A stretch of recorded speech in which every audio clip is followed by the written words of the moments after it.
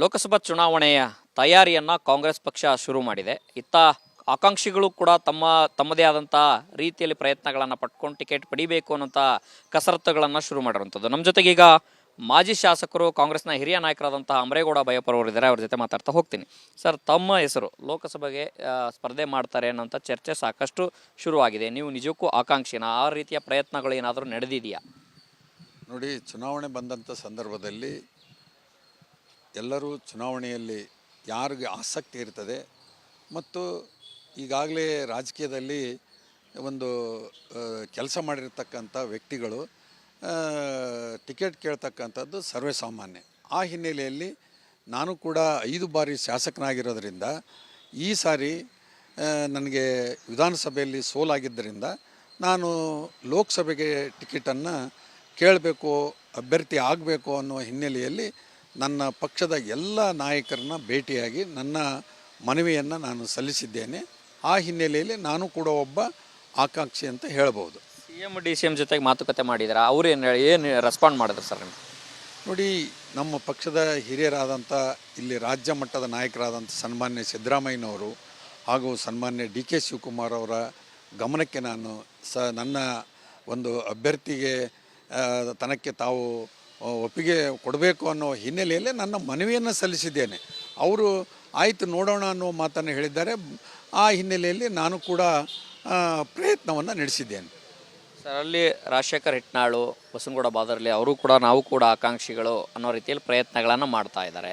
So ನೀವು ಹಿರಿಯರಿದ್ದೀರಿ, ಅವ್ರ ಜೊತೆಗೆ ಮಾತುಕತೆಯನ್ನು ಮಾಡುವಂಥದ್ದಾಗಲಿ ಅಥವಾ ಅವರನ್ನು ವಿಶ್ವಾಸಕ್ಕೆ ತೆಗೆದುಕೊಳ್ಳೋದಂಥದ್ದಾಗಲಿ ಏನಾದರೂ ಪ್ರಯತ್ನಗಳಾಗಿದೆಯಾ? ನೋಡಿ, ಅಭ್ಯರ್ಥಿಗಳಾಗಬೇಕನ್ನೋರು ಒಂದೇ ಪಕ್ಷದಲ್ಲಿರೋದ್ರಿಂದ ನಾವೆಲ್ಲ ಒಟ್ಟಾಗಿ ಕೂತು ಮಾತನಾಡಿದ್ದೇವೆ. ಅವರು ನನ್ನನ್ನು ಸಂಪರ್ಕ ಮಾಡಿದ್ದಾರೆ, ನಾನು ಅವ್ರ ಸಂಪರ್ಕದಲ್ಲಿದ್ದೀನಿ. ಅವರು ನಮ್ಮ ಮನೆಗೆ ಬಂದು ನಾನು ಒಬ್ಬ ಅಭ್ಯರ್ಥಿ, ನಾನು ಆಕಾಂಕ್ಷಿ ಅನ್ನೋ ಮಾತನ್ನು ನನ್ನ ಮುಂದೆ ಅವರು ವ್ಯಕ್ತಪಡಿಸಿದ್ದಾರೆ, ನಾನು ಅವ್ರ ಮುಂದೂ ಕೂಡ ವ್ಯಕ್ತಪಡಿಸಿದ್ದೇನೆ. ಆ ಹಿನ್ನೆಲೆಯಲ್ಲಿ ನಮ್ಮಲ್ಲಿ ಯಾವುದೇ ಭಿನ್ನ ಭೇದ ಇರೋದಿಲ್ಲ. ಆಮೇಲೆ ಯಾರಿಗೆ ಹೈಕಮಾಂಡ್ ಇವತ್ತು ಸ್ಪರ್ಧೆಗೆ ಅನುಕೂಲ ಮಾಡಿಕೊಡುತ್ತಾ ಅಭ್ಯರ್ಥಿಯನ್ನಾಗಿ ಸೂಚನೆ ಮಾಡ್ತಾರೆ, ಅವಾಗ ನಾವೆಲ್ಲರೂ ಒಗ್ಗಟ್ಟಿನಿಂದ ಕೆಲಸ ಮಾಡ್ತಕ್ಕಂಥದ್ದು. ಸರ್, ತಾವು ಹಿರಿಯರು, ರಾಜಕಾರಣ ತುಂಬ ಚೆನ್ನಾಗಿ ಗೊತ್ತಿದೆ. ಅಲ್ಲಿ ನಿಮ್ಮ ಒಂದು ಅನುಭವದಾದ ಮೇಲೆ ಜಾತಿ ಸಮೀಕರಣ ವರ್ಕೌಟ್ ಆಗುತ್ತಾ? ಕೊಡೋದಾದರೆ ಯಾವ ಸಮುದಾಯಕ್ಕೆ ಒತ್ತನ್ನು ಕೊಡಬೇಕು ಅನ್ನೋಂಥದ್ದು ಸರ್? ನೋಡಿ, ಜಾತಿ ಸಮೀಕರಣ ಯಾವುದೇ ಚುನಾವಣೆಯಲ್ಲಿ ವರ್ಕೌಟ್ ಆಗಲ್ಲ. ಏನೋ % ವರ್ಕೌಟ್ ಆಗ್ಬೋದು. ಇವತ್ತು ಯಾವುದೇ ಒಬ್ಬ ವ್ಯಕ್ತಿ ಗೆಲ್ತಾನಂದ್ರೆ ಬಹುಸಂಖ್ಯಾತರ ವಿರುದ್ಧನ ಗೆಲ್ತಕ್ಕಂಥ ಅನೇಕ ಉದಾಹರಣೆಗಳು ಇವತ್ತು ಈ ಚುನಾವಣೆಗಳಲ್ಲಿ ಆಗ್ತವೆ. ಆ ಹಿನ್ನೆಲೆಯಲ್ಲಿ ವ್ಯಕ್ತಿಯ ಜನಪ್ರಿಯತೆ, ಅವರ ಕಾರ್ಯಚಟುವಟಿಕೆ ಮೇಲೆ ಇವತ್ತು ಚುನಾವಣೆಯನ್ನು ಗೆಲ್ಲಲಿಕ್ಕೆ ಸಾಧ್ಯ ಇದೆ ಹೊರತು ಜಾತಿ ಸಮೀಕರಣದಿಂದ ಚುನಾವಣೆ ಗೆಲ್ಲಕ್ಕಾಗೋದಿಲ್ಲ. ಹಾಲಿ ಸಂಸದರಾದ ಕರಡಿ ಸಂಗಣ್ಣವ್ರನ್ನ ಕರೆತರುವಂಥ ಪ್ರಯತ್ನ ನಡೀತಾ ಇದೆ. ಅಲ್ಲಿ ಟಿಕೆಟ್ ಸಿಗಲ್ಲ ಅನ್ನೋ ಕಾರಣಕ್ಕೋಸ್ಕರ ಇಲ್ಲಿ ಬರ್ತಾರೆ ಅನ್ನೋಂಥದ್ದು. ಒಂದು ವೇಳೆ ಬರೋದಾದರೆ ತಮ್ಮ ಒಪ್ಪಿಗೆ ಇದೆಯಾ? ನೋಡಿ, ಅವರು ಬರ್ತಾರೋ ಬಿಡ್ತಾರೋ ನಮಗೆ ಅದ್ರ ಬಗ್ಗೆ ಮಾಹಿತಿ ಇಲ್ಲ. ಅವರು ನಮ್ಮ ಪಕ್ಷದವರು ಕೂಡ ಅಲ್ಲ. ಅದ್ರ ಬಗ್ಗೆ ನಾವು ವಿಚಾರ ಮಾಡ್ತಕ್ಕಂಥದ್ದಿಲ್ಲ. ಅದ್ರ ಬಗ್ಗೆ ನಮಗೆ ಏನೂ ಗೊತ್ತೇ ಇಲ್ಲ.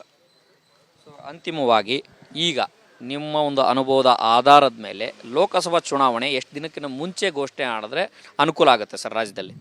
ನೋಡಿರಿ, ಯಾವುದಾದ್ರೂ ಚುನಾವಣೆ ನಡೆಸ್ಬೇಕಾದ್ರೆ ಪೂರ್ವಭಾವಿ ತಯಾರಿಯನ್ನು ಮಾಡಿಕೊಳ್ತಕ್ಕಂಥದ್ದು ಅಭ್ಯರ್ಥಿ ಆದಂಥವನಿಗೆ ಮೊದಲೇ ತಿಳಿಸಿದರೆ ಭಾಳ ಅನುಕೂಲ ಆಗ್ತಕ್ಕಂಥ ಸಂದರ್ಭದಲ್ಲಿ ಇವತ್ತು ಕನಿಷ್ಠ ಪಕ್ಷ 1 ತಿಂಗಳಾದ್ರೂ ಮೊದಲ ಈ ಲೋಕಸಭಾ ಅಭ್ಯರ್ಥಿಗಳನ್ನು ಗುರುತಿಸಿ ಅವರಿಗೆ ಒಂದು ಕೆಲಸ ಮಾಡಲಿಕ್ಕೆ ಹೇಳಿದರೆ ಅನುಕೂಲ ಆಗುತ್ತನ್ನೋ ನನ್ನ ವೈಯಕ್ತಿಕ ಅಭಿಪ್ರಾಯ.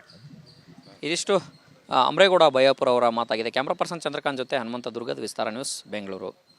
ಲೋಕಸಭಾ ಚುನಾವಣೆಯ ತಯಾರಿಯನ್ನು ಕಾಂಗ್ರೆಸ್ ಪಕ್ಷ ಶುರು ಮಾಡಿದೆ. ಇತ್ತ ಆಕಾಂಕ್ಷಿಗಳು ಕೂಡ ತಮ್ಮದೇ ಆದಂಥ ರೀತಿಯಲ್ಲಿ ಪ್ರಯತ್ನಗಳನ್ನು ಪಟ್ಕೊಂಡು ಟಿಕೆಟ್ ಪಡಿಬೇಕು ಅನ್ನೋಂಥ ಕಸರತ್ತುಗಳನ್ನು ಶುರು ಮಾಡಿರುವಂಥದ್ದು. ನಮ್ಮ ಜೊತೆಗೆ ಈಗ ಮಾಜಿ ಶಾಸಕರು ಕಾಂಗ್ರೆಸ್ನ ಹಿರಿಯ ನಾಯಕರಾದಂತಹ ಅಮರೇಗೌಡ ಬಯಪ್ಪರ್ ಅವರು ಇದ್ದಾರೆ. ಅವ್ರ ಜೊತೆ ಮಾತಾಡ್ತಾ ಹೋಗ್ತೀನಿ. ಸರ್, ತಮ್ಮ ಹೆಸರು ಲೋಕಸಭೆಗೆ ಸ್ಪರ್ಧೆ ಮಾಡ್ತಾರೆ ಅನ್ನೋಂಥ ಚರ್ಚೆ ಸಾಕಷ್ಟು ಶುರುವಾಗಿದೆ. ನೀವು ನಿಜಕ್ಕೂ ಆಕಾಂಕ್ಷಿನ ಆ ರೀತಿಯ ಪ್ರಯತ್ನಗಳು ಏನಾದರೂ ನಡೆದಿದೆಯಾ?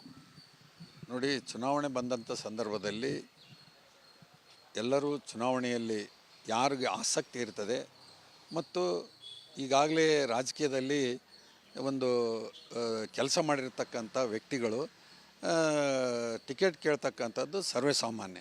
ಆ ಹಿನ್ನೆಲೆಯಲ್ಲಿ ನಾನು ಕೂಡ 5 ಬಾರಿ ಶಾಸಕನಾಗಿರೋದರಿಂದ ಈ ಸಾರಿ ನನಗೆ ವಿಧಾನಸಭೆಯಲ್ಲಿ ಸೋಲಾಗಿದ್ದರಿಂದ ನಾನು ಲೋಕಸಭೆಗೆ ಟಿಕೆಟನ್ನು ಕೇಳಬೇಕು, ಅಭ್ಯರ್ಥಿ ಆಗಬೇಕು ಅನ್ನುವ ಹಿನ್ನೆಲೆಯಲ್ಲಿ ನನ್ನ ಪಕ್ಷದ ಎಲ್ಲ ನಾಯಕರನ್ನ ಭೇಟಿಯಾಗಿ ನನ್ನ ಮನವಿಯನ್ನು ನಾನು ಸಲ್ಲಿಸಿದ್ದೇನೆ. ಆ ಹಿನ್ನೆಲೆಯಲ್ಲಿ ನಾನು ಕೂಡ ಒಬ್ಬ ಆಕಾಂಕ್ಷಿ ಅಂತ ಹೇಳ್ಬೋದು. CM DCM ಜೊತೆಗೆ ಮಾತುಕತೆ ಮಾಡಿದಾರ, ಅವ್ರು ಏನು ರೆಸ್ಪಾಂಡ್ ಮಾಡಿದ್ರು ಸರ್ ನಿಮ್ಗೆ? ನೋಡಿ, ನಮ್ಮ ಪಕ್ಷದ ಹಿರಿಯರಾದಂಥ ಇಲ್ಲಿ ರಾಜ್ಯ ಮಟ್ಟದ ನಾಯಕರಾದಂಥ ಸನ್ಮಾನ್ಯ ಸಿದ್ದರಾಮಯ್ಯನವರು ಹಾಗೂ ಸನ್ಮಾನ್ಯ DK ಶಿವಕುಮಾರ್ ಅವರ ಗಮನಕ್ಕೆ ನಾನು ನನ್ನ ಒಂದು ಅಭ್ಯರ್ಥಿಗೆ ತನಕ್ಕೆ ತಾವು ಒಪ್ಪಿಗೆ ಕೊಡಬೇಕು ಅನ್ನೋ ಹಿನ್ನೆಲೆಯಲ್ಲಿ ನನ್ನ ಮನವಿಯನ್ನು ಸಲ್ಲಿಸಿದ್ದೇನೆ. ಅವರು ಆಯಿತು ನೋಡೋಣ ಅನ್ನೋ ಮಾತನ್ನು ಹೇಳಿದ್ದಾರೆ. ಆ ಹಿನ್ನೆಲೆಯಲ್ಲಿ ನಾನು ಕೂಡ ಪ್ರಯತ್ನವನ್ನು ನಡೆಸಿದ್ದೇನೆ. ಸರ್, ಅಲ್ಲಿ ರಾಜಶೇಖರ್ ಹಿಟ್ನಾಳು, ಬಸನಗೌಡ ಬಾದರ್ಲಿ ಅವರು ಕೂಡ ನಾವು ಕೂಡ ಆಕಾಂಕ್ಷಿಗಳು ಅನ್ನೋ ರೀತಿಯಲ್ಲಿ ಪ್ರಯತ್ನಗಳನ್ನು ಮಾಡ್ತಾ ಇದ್ದಾರೆ. ಸೊ ನೀವು ಹಿರಿಯರಿದ್ದೀರಿ, ಅವ್ರ ಜೊತೆಗೆ ಮಾತುಕತೆಯನ್ನು ಮಾಡುವಂಥದ್ದಾಗಲಿ ಅಥವಾ ಅವರನ್ನು ವಿಶ್ವಾಸಕ್ಕೆ ತೆಗೆದುಕೊಳ್ಳೋದಂಥದ್ದಾಗಲಿ ಏನಾದರೂ ಪ್ರಯತ್ನಗಳಾಗಿದೆಯಾ? ನೋಡಿ, ಅಭ್ಯರ್ಥಿಗಳಾಗಬೇಕನ್ನೋರು ಒಂದೇ ಪಕ್ಷದಲ್ಲಿರೋದ್ರಿಂದ ನಾವೆಲ್ಲ ಒಟ್ಟಾಗಿ ಕೂತು ಮಾತನಾಡಿದ್ದೇವೆ. ಅವರು ನನ್ನನ್ನು ಸಂಪರ್ಕ ಮಾಡಿದ್ದಾರೆ, ನಾನು ಅವ್ರ ಸಂಪರ್ಕದಲ್ಲಿದ್ದೀನಿ. ಅವರು ನಮ್ಮ ಮನೆಗೆ ಬಂದು ನಾನು ಒಬ್ಬ ಅಭ್ಯರ್ಥಿ, ನಾನು ಆಕಾಂಕ್ಷಿ ಅನ್ನೋ ಮಾತನ್ನು ನನ್ನ ಮುಂದೆ ಅವರು ವ್ಯಕ್ತಪಡಿಸಿದ್ದಾರೆ, ನಾನು ಅವ್ರ ಮುಂದೂ ಕೂಡ ವ್ಯಕ್ತಪಡಿಸಿದ್ದೇನೆ. ಆ ಹಿನ್ನೆಲೆಯಲ್ಲಿ ನಮ್ಮಲ್ಲಿ ಯಾವುದೇ ಭಿನ್ನ ಭೇದ ಇರೋದಿಲ್ಲ. ಆಮೇಲೆ ಯಾರಿಗೆ ಹೈಕಮಾಂಡ್ ಇವತ್ತು ಸ್ಪರ್ಧೆಗೆ ಅನುಕೂಲ ಮಾಡಿಕೊಡುತ್ತಾ ಅಭ್ಯರ್ಥಿಯನ್ನಾಗಿ ಸೂಚನೆ ಮಾಡ್ತಾರೆ, ಅವಾಗ ನಾವೆಲ್ಲರೂ ಒಗ್ಗಟ್ಟಿನಿಂದ ಕೆಲಸ ಮಾಡ್ತಕ್ಕಂಥದ್ದು. ಅನುಕ್ಷಣದ ಸುದ್ದಿಗಳಿಗಾಗಿ ವಿಸ್ತಾರ ನ್ಯೂಸ್ ಯೂಟ್ಯೂಬ್ ಚಾನೆಲ್ ಸಬ್ಸ್ಕ್ರೈಬ್ ಮಾಡಿ. ಹೊಸ ಸುದ್ದಿಗಳ ನೋಟಿಫಿಕೇಶನ್ಗಾಗಿ ಬೆಲ್ ಐಕಾನ್ ಕ್ಲಿಕ್ ಮಾಡಿ. ಲೇಟೆಸ್ಟ್ ಅಪ್ಡೇಟ್ಸ್ಗಾಗಿ www.vistaranews.com ವೆಬ್ಸೈಟ್ಗೆ ವಿಸಿಟ್ ಮಾಡಿ. ಅಂಗೈಯಲ್ಲೇ ಜಗತ್ತಿನ ಸುದ್ದಿ ತಿಳಿಯಲು ವಿಸ್ತಾರ ನ್ಯೂಸ್ ಕನ್ನಡ ಆಪ್ ಡೌನ್ಲೋಡ್ ಮಾಡಿ.